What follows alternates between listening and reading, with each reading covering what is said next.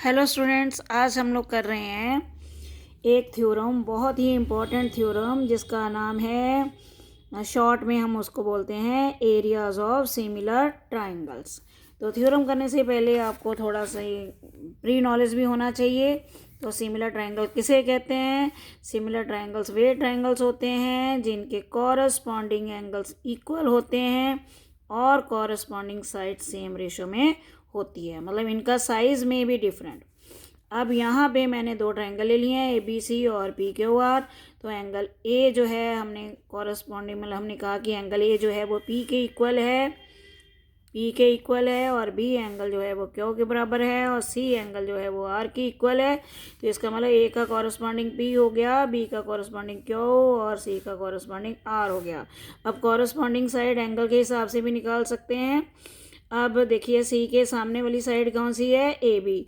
तो इसी तरह आर के सामने वाली साइड क्या है? P Q. तो ए बी की कॉरस्पॉन्डिंग साइड होगी पी क्यू, मतलब A B over P Q. इसी तरह B C over Q R और इसी तरह A C over P R, मतलब कॉरस्पॉन्डिंग साइड्स, मतलब एंगल से कॉरस्पॉन्डिंग साइड निकाली जा सकती हैं यदि इक्वल हों, और साइड से एंगल से निकाले जा सकते हैं। दूसरा कि जो सिमिलर होते हैं ट्रायंगल, उनके तीन लॉज हैं। पहला है एस एस एस, यदि तीनों साइड सेम रेशो में हो तो ट्रायंगल सिमिलर होते हैं। और दूसरा है एस ए एस, यदि दो साइड्स और एक एंगल इक्वल हो उनके बीच का, दोनों ट्रायंगलों में, तो इसका मतलब तब भी ट्रायंगल सिमिलर होते हैं। और तीसरा नियम जो होता है ए सिमिलरिटी रूल, जो कि इसी थ्योरम में लगेगा। तो यदि हमें दो एंगल बराबर हैं तो तीसरा एंगल अपने आप बराबर हो जाता है, मतलब यदि दोनों ट्रायंगलों में हम तीनों एंगल आपस में बराबर कर दें तो वो ट्रायंगल हो जाते हैं सिमिलर। उसके बाद हमें एरिया ऑफ ट्रायंगल भी पता होना चाहिए। एरिया ऑफ ट्रायंगल का फार्मूला होता है 1/2 बेस इंटू हाइट। अब यदि हमने बेस ए बी सी ले लिया है तो परपेंडिकुलर ए से पड़ेगा, और यदि हमने बेस ए सी ले लिया तो परपेंडिकुलर बी से पड़ेगा, और यदि हमने बेस ए बी ले लिया है तो परपेंडिकुलर सी वर्सेस से पड़ेगा। तो आइए थ्योरम करें। चलिए पहले स्टेटमेंट देखते हैं।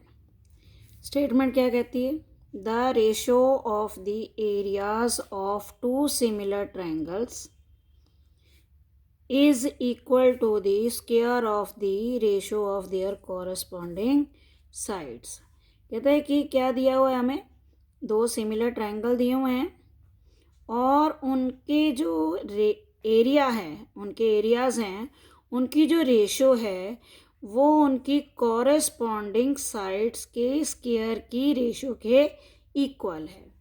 अब हमें गिवन क्या है कि हमें दो ट्रायंगल्स दिए होंगे, तो वो हमें अपनी तरफ से ही लेट करने हैं। तो हमने दो ट्रायंगल बना लिए अपनी तरफ से। ये देखिए, ए बी सी ट्रायंगल ले लिया मैंने, और दूसरा मैंने ट्रायंगल ले लिया पी क्यू आर। ये दो ट्रायंगल हमने ले लिए गिवन में। तो ये जो दोनों ट्रायंगल हैं वो सिमिलर हैं। तो गिवन में क्या हमें पता है कि triangle A B C similar है ट्रायंगल पी क्यू आर के। अब टू प्रूव क्या करना है हमने? टू प्रूव सेकंड स्टेप में। तो देखिए क्या कह रहा है, ratio of the areas of two similar triangle, मतलब इनका एरिया। हम लिखेंगे area of triangle A B C over area of triangle P Q R किसके इक्वल है? Square of the ratio of their corresponding sides. हमने लिखी ना triangle A B C similar, triangle P Q R, ये similarity का sign है। तो अब ए बी के कॉरस्पॉन्डिंग साइड कौन सी हुई? पी क्यू हुई, और बी सी के कॉरस्पॉन्डिंग साइड हमने क्यू आर ले ली है, और ए सी के कॉरस्पॉन्डिंग साइड हमने पी आर ले ली है। तो हम इस तरह निशान लगा देते हैं ताकि आपको कॉरस्पॉन्डिंग साइड्स का पता चल सके। तो ये है हमारी कॉरस्पॉन्डिंग साइड्स। तो टू प्रूव में क्या करेंगे हम? पहले हमने ए बी सी लिखा है तो ए बी सी की साइड लिखेंगे ट्रायंगल की। तो हम लिखेंगे A B square over P Q square is equal to B C square over Q R square is equal to A C square over P R square. अब हमारा जो तीसरा स्टेप होता है वो होता है कंस्ट्रक्शन का। तो कंस्ट्रक्शन हम आमतौर पे करते हैं डॉटेड लाइन से। तो हमने क्या करेंगे, एक ड्रॉ करेंगे परपेंडिकुलर ए एम। हम लिखेंगे draw A M perpendicular B C and draw P N perpendicular Q R. तो अब हमारा फोर्थ जो स्टेप आएगा वो आएगा प्रूफ का। तो अब इसको प्रूफ करते हैं। अब देखें प्रूफ। तो प्रूफ हम जहाँ तो गिवन से शुरू करते हैं, जहाँ कंस्ट्रक्शन से। तो हम यहाँ से गिवन से शुरू करते हैं। तो ट्रायंगल हमने ले लिया ए बी सी, हमें दिया हुआ है सिमिलर है ट्रायंगल पी क्यू आर के। Since triangle A B C similar है ट्रायंगल पी क्यू आर के, गिवन है हमें। तो इससे हमने क्या रिजल्ट निकाला कि जब दो ट्रायंगल सिमिलर होते हैं तो उनकी कॉरस्पॉन्डिंग साइड्स क्या होती हैं, सेम रेशो में। तो हमने रेशो ले ली है A B over P Q, क्योंकि ए बी के कॉरस्पॉन्डिंग पी क्यू साइड है। फिर B C over Q R, क्योंकि बी सी के कॉरस्पॉन्डिंग साइड क्यू आर है। फिर A C over P R, क्योंकि ए सी के कॉरस्पॉन्डिंग साइड पी आर है। अब इसका हमने इक्वेशन नाम दे दिया 1। अब हमने लेना है ट्रायंगल ए बी सी और पी क्यू आर द्वारा से लेंगे हम। और उसमें हमें प्रूफ क्योंकि करना है, proof area of triangle A B C और over area of triangle P Q R भी आ रहा है इसमें। तो हम देखते हैं कि भाई area of triangle A B C over area of triangle P Q R की रेशो क्या बनती है। अब area of triangle A B C का क्या फार्मूला होता है, 1/2 बेस इंटू एल्टीट्यूड। तो ए बी सी का यदि हम एरिया लेते हैं तो हमारा आ गया 1/2 बेस बी सी और एल्टीट्यूड क्या हो गया, ए एम हो गया। इसी तरह ट्रायंगल पी क्यू आर का यदि हमने एरिया लेना है तो हम लिखेंगे 1/2 multiply base Q R over P N. और 1/2 क्या हो गया, कैंसिल हो गया। अब हमारे पास ये जो टर्म्स बची हैं, अब हम इसको इस तरह लिख सकते हैं B C over Q R multiply A M over P N.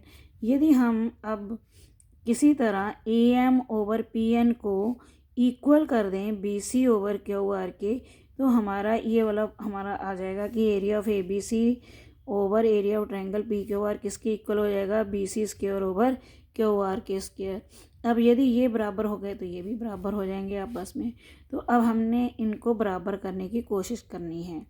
तो इसके लिए हम क्या करेंगे, पहले ट्रायंगल लेंगे ए एम बी और फिर लेंगे ट्रायंगल पी एन क्यू। अब देखिए हमने ट्रायंगल लिख लिए A M B and triangle P N Q. अब इनको सिमिलर करेंगे। तो देखिए जो हमारा एंगल एम है और इसमें छोटे इधर वाले में एंगल जो एन है वो है 90 डिग्री का। क्योंकि ए एम जो है वो परपेंडिकुलर है बी सी के, और जो पी एन है वो परपेंडिकुलर है क्यू एन। वो हम कहाँ से लेकर आए हैं, कंस्ट्रक्शन से। अब हमारा एक एंगल और बराबर होना चाहिए। एंगल बी हमारा जो है वो एंगल क्यू के बराबर है। क्यों बराबर है, क्योंकि हमें गिवन है कि ट्रायंगल ए बी सी जो है वो सिमिलर है ट्रायंगल पी क्यू आर के। जब दो ट्रायंगल सिमिलर होते हैं तो उनके एंगल्स कॉरस्पॉन्डिंग एंगल्स इक्वल होते हैं। अब हमारा जो थर्ड एंगल ये बच गया बी ए एम और क्यू पी एन, ये भी बराबर होंगे। तो इसका पूरा नाम लिख लेते हैं B A M is equal to angle Q P N. तो ये आ गया हमारा third angle is equal to third angle. क्योंकि किसी भी ट्रायंगल में यदि दो एंगल बराबर हो जाएं तो थर्ड एंगल अपने आप इक्वल हो जाता है। तो इसका मतलब ये दोनों ट्रायंगल ए एम बी जो है वो सिमिलर हो जाएगा ट्रायंगल पी एन क्यू के। कौन से नियम से, ए सिमिलैरिटी रूल से। अब यदि ये हमारे सिमिलर हो गए हैं तो इसका मतलब इनकी कॉरस्पॉन्डिंग साइड सेम रेशो में होगी। तो रेशो कैसे लेंगे हम, फिर A B over P Q is equal to A M over P N. तो ये इसका नंबर हमने दे दिया इक्वेशन नंबर 3। ठीक है। पहले हमने नंबर दिया था वो फर्स्ट इक्वेशन, इसको नंबर 2 दिया था और ये नंबर आ गया हमारा 3। अब देखिए फर्स्ट इक्वेशन को देखिए आप, यहाँ पे हमें क्या दिया गया है कि A B over P Q B C over Q R के बराबर है। तो इसका मतलब हमने यही तो प्रूव करना है कि हमारा जो A M over P N है वो किसके इक्वल आ जाए, B C over Q R के आ जाए। तो यदि हम A B over P Q की जगह हम क्या लिख सकते हैं, B C over P Q, B C over Q R. अब यहाँ पे हमारा आ गया A M over P N. तो यहाँ पे हमने लिखा है from equation first and third, मतलब इसको हमने कंपेयर कर लिया। फर्स्ट इक्वेशन से थर्ड इक्वेशन को हमने फर्स्ट से कंपेयर कर लिया है। तो हमें मिल गया है B C over Q R is equal to A M over P N. अब क्या करेंगे हम, ये जो इसका नंबर हम दे देंगे इक्वेशन नंबर 4। अब ये इक्वेशन नंबर 4 को जो वैल्यू आई है, पुट इक्वेशन 4 इन इक्वेशन, कौन सी इक्वेशन, सेकंड इक्वेशन में हम फिल कर देंगे। तो सेकंड इक्वेशन में हमने फिल कर दिया इसको। तो कैसे लिखेंगे, area of triangle A B C over area of triangle P Q R is equal to, यहाँ पे B C over Q R का B C over Q R लिखेंगे और A M over P N की जगह क्या लिख लेंगे, B C over Q R. अब देखिए B C multiply B C क्या होता है, बी सी का स्क्वायर और ये हो गया क्यू आर का स्क्वायर। ठीक है, अब B C over Q R किसके बराबर थी, देखिए फर्स्ट इक्वेशन में किसके बराबर थी, A B over P Q के। तो यहाँ पे हम लिख सकते हैं A B square over P Q square. अब इसी तरह ये वाली चीज़ जो ए बी बटा ओवर पी क्यू किसके इक्वल है, A C square over P R square. मतलब तीनों साइडों की जो स्क्वायर है, रेशो है, वो सेम है, इसलिए हम यहाँ से ये तीनों साइडों की रेशो जो है वो सेम है, इसलिए ये इनका स्क्वायर भी सेम होगा। अब देखिए इसी थ्योरम से रिलेटेड ये first some very very important, तो ये एग्ज़ाम में बहुत आता है और इसकी स्टेटमेंट बस यहीं से नंबर थोड़े से चेंज कर दे दिए जाते हैं और साइडें चेंज कर दी जाती हैं। तो देखिए हमें क्या दिया हुआ है कि हमें दिया हुआ है कि ट्राइंगल ए बी सी जो है वो सिमिलर है ट्राइंगल डी ई एफ के, और इनका एरिया दिया हुआ है रिस्पेक्टिवली, एरियाज बी रिस्पेक्टिवली। तो इसका मतलब एरिया हमें दे दिया है ए बी सी का, area of triangle A B C वो दे दिया हुआ है 64 सेंटीमीटर स्क्वायर, और area of triangle D E F जो दे दिया है वो दे दिया है 121 सेंटीमीटर स्क्वायर, और साथ में हमें क्या दे दी गई है, ई एफ 15.4 सेंटीमीटर। और हमने फाइंड क्या करना है, टू फाइंड, यहाँ पे हमने टू फाइंड लिखेंगे, क्या फाइंड करना है, बी सी। तो अब सोल्यूशन करेंगे हम। तो पहले ट्रायंगल लेंगे ए बी सी सिमिलर है ट्रायंगल डी ई एफ।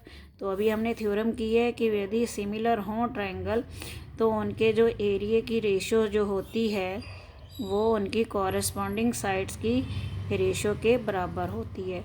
तो अब हम तीनों साइड नहीं लिखेंगे, हम सिर्फ जो हमें दिया गया है और जो हमने निकालना है। देखिए हमने बी सी निकालना है तो बी सी साइड लेंगे और इसकी बी सी की कॉरेस्पॉन्डिंग साइड कौन सी है, ई एफ, बस यही लेंगे, B C square over E F square. अब यहाँ पे जो जो गिवन वैल्यूज़ दी हुई हैं वो हम फिल कर देंगे और बी सी की जगह बी सी स्क्वायर लिखेंगे, ई एफ की जगह 15.4 का स्क्वायर लिखेंगे। अब ये देखिए 64 जो है वो किसका स्क्वायर है, 8 का, और 121 किसका स्क्वायर है, 11 का स्क्वायर है। तो इसका होल स्क्वायर लिख लेंगे। इसी तरह बी सी स्क्वायर ओवर 15.4 का स्क्वायर। अब ये स्क्वायर क्या कर देंगे क्योंकि कैंसिल हो जाएंगे, तो इसका मतलब 8 over 11 is equal to B C over 15.4। अब हम क्रॉस मल्टीप्लाई कर देंगे, B C multiply 11 is equal to 15.4 into 8। अब बी सी कितना आ जाएगा हमारा 15.4 इंटू 8 ओवर 11 11 से कटिंग कर देंगे, देखिए कितना आ जाएगा 14। तो अब हम इसको क्या कर लेंगे, मल्टीप्लाई कर लेंगे।